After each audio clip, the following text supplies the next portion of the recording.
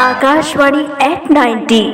मैं Shri Sarda, chairman, Janki college of education, Raigarh, Akashvani एवं विविध भारती के गौरवपूर्ण 90 वर्ष पूर्ण होने पर समस्त आकाशवाणी परिवार को बहुत बहुत बधाई एवं शुभकामनाएं देता हूं। मैं अपने बचपन से ही आकाशवाणी के विभिन्न कार्यक्रमों का बेहद प्रशंसक रहा हूं और श्रोता रहा हूं। एक समय में जब हमारे देश में टेलीविजन, कंप्यूटर, मोबाइल आदि जैसे इलेक्ट्रॉनिक गैजेट्स उपलब्ध नहीं थे, तब आकाशवाणी ही एक ऐसा माध्यम था जहां हम अपने जिले, प्रदेश, देश और विश्व के समस्त देशों के समाचार प्राप्त कर सकते थे। आज भी आकाशवाणी एफएम रेडियो चैनल के माध्यम से अपने विभिन्न कार्यक्रम, सरकारों के संदेश,